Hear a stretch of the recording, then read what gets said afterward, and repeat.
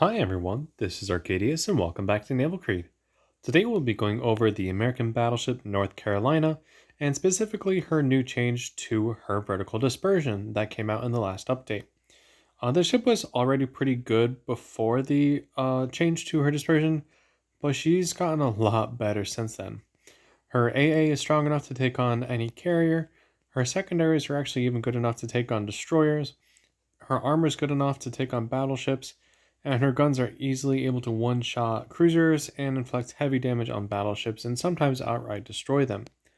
Now, she used to be a 16-inch gun shotgun. However, with this vertical dispersion change, her vertical dispersion is decreased by 14%, which means she's a lot more accurate now, at least vertically. Horizontally, she still has quite a bit of dispersion, but it's okay. It just means it'll spread out along more places along the waterline if you're shooting at a broadside target. She's fast, she has good armor, good guns. There's literally nothing wrong that I can point out with this ship. She's one of the best battleships at this tier. So, with that, let's toss into a game and show you what this update did. Alright, let's see what kind of game we have today. We can pretty much take on any kind of class we come across.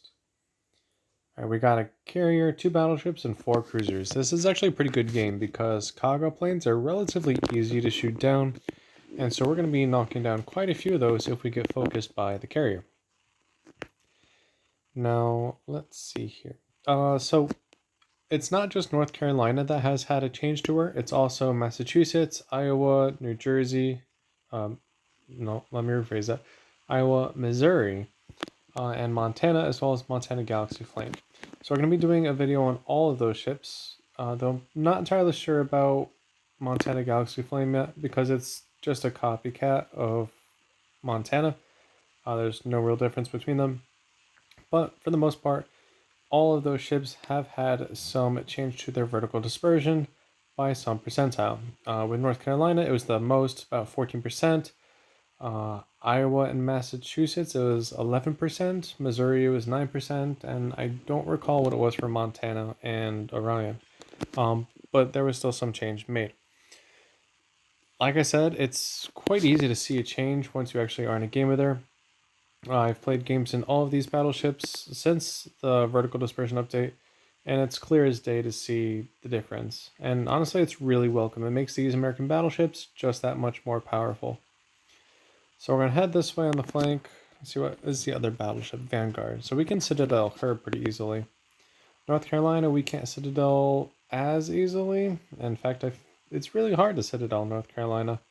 But she can take major chunk damage. Let's see if we can get a few just quick salvo off here. The shell velocity on these guns for the armor-piercing shells is only 701 meters per second. So in this case, I doubt I gave enough lead. Yeah, it's all gonna miss. But yeah, I'm used to a lot more higher velocity shells. I specifically enjoy Russian battleships, so my lead may be lacking somewhat. All right, let's see what we can do against this Tone. We should be able to just go right through her nose with no issue. So the horizontal dispersion is kind of meh.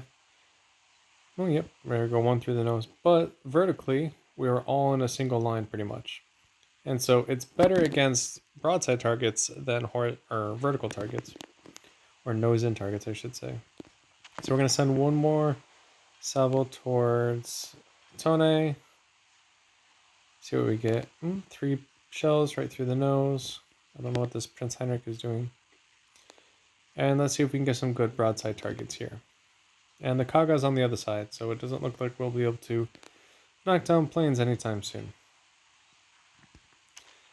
Alright, let's see if we can hit this Vanguard over here. That's some actually pretty good dispersion. I actually like that a lot. Yeah, that was some good hits. I don't really know how much damage that was, but it was a lot. Alright, so the Tone is gone thanks to the Kaga. And let's see if we can finish off this New Orleans as well. You can see just how closely together these shells are. And boom, right off the bat, gone.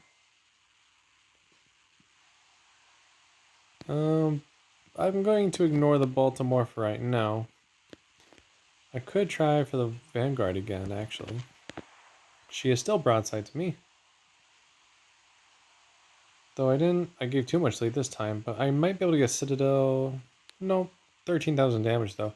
But you can clearly see how much difference this ship has. It's very welcome. She actually plays like Iowa used to before this change as well. Iowa's even more accurate now, but this is kind of what she felt like back at tier 9.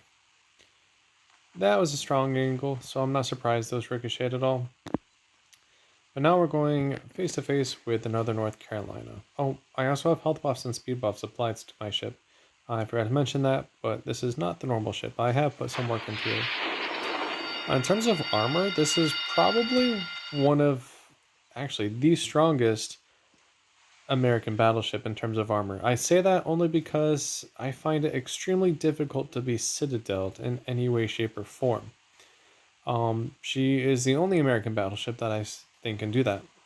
Wyoming, or New York, New Mexico, Colorado, all those can be citadeled really easily. Massachusetts can be citadeled through the stern, and then Iowa, Missouri, and Montana, those are all pretty easy to citadel as well. But North Carolina is the only one I found that is actually pretty difficult to citadel. Alright, so there goes North Carolina. I doubt I'm going to get through your nose. There's the Kaga. Alright, so we're going to either wait for this Vanguard to turn around, or we're going to take on the Prince Heinrich here. We're going to shoot down some planes while we're at it too. Ooh, Vanguard is turning, but she's got the attention of the carrier, so let's see if we can just wipe the floor with this cruiser real quick.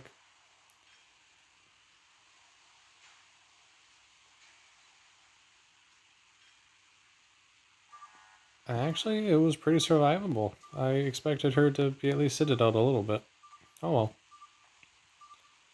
Secondaries are going off on Vanguard, but I don't really expect them to do much. But the main guns will, as she gives a perfect side angle to citadel her through the nose. Alright, so we got Kaga and Prince Heinrich. And we got plenty of anti-aircraft defense on this ship. We're going to put up another fighter just to add a little bit more. There goes Prince Heinrich. Might as well pop a heal. And let's go chase down this Kaga, though she is well behind this island, so we're not going to be able to shoot at her for quite some time. And honestly, I'm expecting the enemy Kaga to take her down before we even get a chance to shoot her. But that's fine. And we got plenty of good shots on all the other ships today.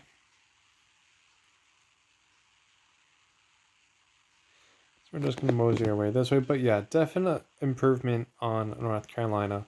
Like I said, she used to play as a giant shotgun. I had her fully accuracy, well, almost fully accuracy focused with the module applied, and I was working on the crew skill, just so I could actually hit something pretty decently.